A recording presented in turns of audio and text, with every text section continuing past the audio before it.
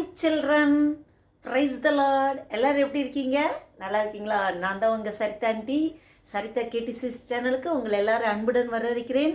எல்லாரும் நல்லா இருக்கீங்கன்னு கருத்தருக்குள்ளே விசுவாசிக்கிறேன். ஓகே, எல்லாரும் ஸ்டோரி கேட்க பயங்கர இன்ட்ரெஸ்டாக இருக்கீங்கன்னு எனக்கு தெரியுது. நேராக ஸ்டோரிக்கு போயிடலாமா? ஓகே, பாருங்க, ஒரு இடத்துல பெரிய மாம்பழ மரம் இருக்குது. மாம்பழம்னா உங்களுக்கு ரொம்ப பிடிக்கும் தானே? மேங்கோ. மேங்கோ பயங்கர ஸ்வீட்டாக இருக்கும் இல்லையா? அப்போ அந்த மாமரம் அதில் நிறைய மேங்கோஸ் இருக்குது. மாம்பழம் பயங்கரமாக பழுத்து இருக்குது. மரத்தில் ரொம்ப அழகாக இருக்குது. அது பார்க்கவே ரொம்ப சூப்பராக இருக்குது. அப்போ பாருங்கள், அந்த மாமரத்துக்கு ஒரு பெருமை வந்துச்சு, அந்த மாம்பழங்களுக்கும் ஒரு பெருமை வந்துச்சு. அதுங்க ஆஹா, நம்ம எத்தனை பேர்த்துக்கு நம்ம கனி கொடுக்குறோம், வருஷம் நம்ம பூத்து குலுங்குறோம், நல்லா கனி கொடுக்குறோம் அப்படின்னு சொல்லி அதுங்களுக்கு பயங்கர ஹாப்பி. அதோட நிறைய பேர்த்துக்கு நம்ம உதவியாக இருக்கோம், நிழல் கொடுக்குறோம், எவ்வளோ எல்லாருக்கும் ஹெல்ப் பண்ணுறோம் அப்படின்னு சொல்லி அந்த மாமரம், அந்த மாம்பழங்களுக்கே ஒரு பெரிய ஒரு பெருமை அதுங்களுக்குள்ளே இருந்தது. பாருங்க, அந்த மாமரத்துக்கு கீழே தான் ஒரு சின்ன செடி இருக்குது, குட்டியோண்டு செடி. அது தரைங்க இருக்குன்னா இவ்வளோ தூரம் தான் வளர்ந்துருக்கு, குட்டி செடி. அதை பார்த்து இந்த மாமரம், இந்த மாம்பழம்லாம் பார்த்து கிண்டல் பண்ணிகிட்டு இருக்கோம். ஏய், நீ எதுக்கு இருக்க? உன்னால் ஏதாவது பிரோஜனம் இருக்கா? நீ சின்னதாக அப்படி வளர்ந்துருக்க, உனக்கு யாருக்காவது நிழல் கொடுக்க முடியுமா? இல்லை எங்களை மாதிரி பழங்கள் இப்படி கொடுக்க முடியுமா? நீ யாருக்காவது புரோஜனமாக இருக்கா அப்படின்னு சொல்லி ரொம்ப கேவலப்படுத்துவோம், ரொம்ப இன்சல்ட் பண்ணுங்க. அப்போ இந்த செடி பார்த்து அழுதுகிட்டே இருக்கும். அப்போ இப்போ உங்களுக்கெல்லாம் ஏதாவது கஷ்டம்னா யார்கிட்ட கேட்போம், யார்கிட்ட சொல்லுவோம்? ஏசப்பாட்ட.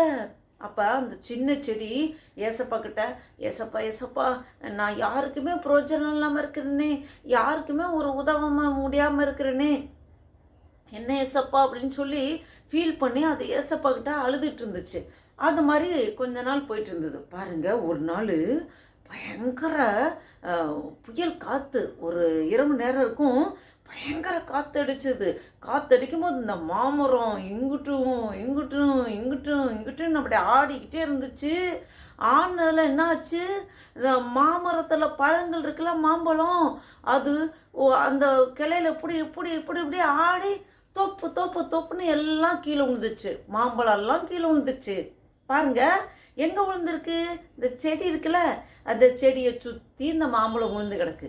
இந்த மாம்பழம் பார்த்துச்சு, ஐயோ மரத்துலேருந்து கீழே வந்துட்டோமே, இங்கிட்டு பக்கத்தில் யாரும் பார்த்தா செடி, ஐயோ இந்த செடியை நம்ம நிறைய தடவை கிண்டல் பண்ணோம், இப்போ செடி முன்னாடியே நம்ம கீழே விழுந்து கிடக்குறோமே அப்படின்னோடனே இந்த செடி என்னம்மா சொன்னிச்சு, ஐயோ நீங்கள் மரத்துலேருந்து கீழே வந்துட்டீங்களே, உங்களுக்கு எதாவது அடிபட்டுச்சா கீழே விழும்போது அப்படின்னோடனே இந்த மாம்பழத்துக்கெலாம், ஐயோ இவ்வளோ நாள் இதை கிண்டல் பண்ணிட்டோமே, கேவலப்படுத்திட்டோமே, இது நம்ம மேலே அக்கறையாக விசாரிக்குதே அப்படின்னு சொல்லி இதுக்கு மன்னிப்பு கெட்டுச்சுங்க. என்ன மன்னிச்சிரு, உன்னை தெரியாமல் நாங்கள் கேவலப்படுத்திட்டோம் அப்படின்னு சொல்லி.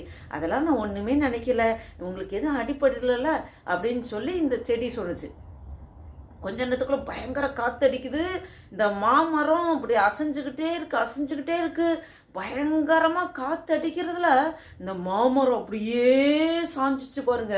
உடனே இந்த செடி சத்தம் கொடுத்து, யாராவது காப்பாத்துங்க, இந்த மரம் சாயுது காப்பாத்துங்கன்னு அந்த தோட்டக்காரர் ஒடியாந்து வேகமாக இந்த மரத்தை காப்பாற்றணும்னு இந்த கிளைகள்லாம், மரத்தோட கிளைகள்லாம் வெட்டி அந்த ஸ்டெம்பு மட்டும் வச்சுருந்துட்டு மற்ற கிளைகள்லாம் வெட்டிட்டாங்க. ஏன்னா இப்போ ஸ்டெம்பு இருந்தால் பின்னாடி கூட அதை முளைச்சி புதுசாக வரும். இந்த மரக்கிளைகள் இருக்கிறனால வெயிட்டு தாங்க முடியாமல் இது சாஞ்சிரும்னு சொல்லி மரத்தோட கிளைகள்லாம் வெட்டி இப்போ ஸ்டெம்பு மட்டும் இருக்குது.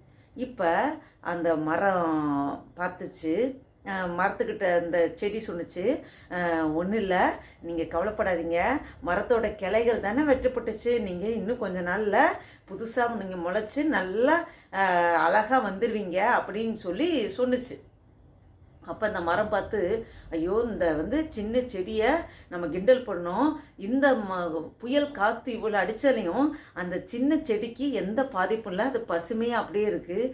ஆனால் நம்ம பெருமைப்பட்டதுனால, நம்ம அகந்தையாக இருந்தனால, இப்போ நம்மளுடைய ஃபுல்லாக அந்த கிளைகள்லாம் எல்லாம் இலையெல்லாம் வெட்டப்பட்டு ஒன்றுமே இல்லாமல் முழுக்கட்டின்னு இப்போ ஸ்டெம்பு மட்டும் நம்ம இருக்கிறோமே அப்படின்னு சொல்லி அது தன் தவறை உணர்ந்துச்சான். அந்த செடிக்கிட்ட மன்னிப்பு கேட்டுச்சு. பாருங்க பிள்ளைங்களா, இதுலேருந்து நம்ம என்ன தெரிஞ்சுக்கிறோம் பாருங்க. அழகு எதுக்குமே பிரயோஜனம் கிடையாது. அழகு படிப்பு, பெரிய அந்தஸ்தான ஒரு வேலை, இதெல்லாம் நமக்கு பெருமை பாராட்டக்கூடாது. இதை வச்சு நம்ம பெருமையாக நம்மளை மாதிரி அழகு கிடையாது, நம்மளை மாதிரி படித்தவங்க யாரும் கிடையாது, நம்ம பெரிய ஒரு உயர்வில் இருக்கோம் அப்படின்னு சொல்லி நம்ம பெருமைப்படக்கூடாது. அப்போ நம்ம மற்றவங்களை பார்த்து கம்பேர் பண்ணி நம்ம தான் பெஸ்ட்டு, நம்மளை மிஞ்ச யாரும் இல்லை அப்படின்னு நினைக்கக்கூடாது. அந்த செடிக்கு தாழ்மை இருந்துச்சு. அந்த செடி அந்த மரம் அப்போ தான் உணர்ந்துச்சு, ஐயோ நம்ம பசுமையாக இருக்கோம், எல்லாருக்கும் பயன் கொடுக்குற மாதிரி இருக்கோம், நம்ம நல்ல பழங்களோட நல்லா அப்படியே அழகாக அப்படி இருக்கிறோம் அப்படின்னு சொல்லி அதுக்குள்ளே பெருமை இருந்தனால கடைசியில் மரத்தில் இருக்க ஒரு இலை கூட இல்லை, எல்லாமே வெட்டப்பட்டு போயிடுச்சு. இப்போ இதுதான் நம்ம பைபிளில் ஒரு வசனம் பார்க்குறோம். நீதிமொழிகள் 15வது அதிகாரம் 33வது வசனம். 33 ப்ரோவர்ப்ஸ் சாப்டர் நம்பர் 15 33. என்னது? மேன்மைக்கு முன்னானது தாழ்மை.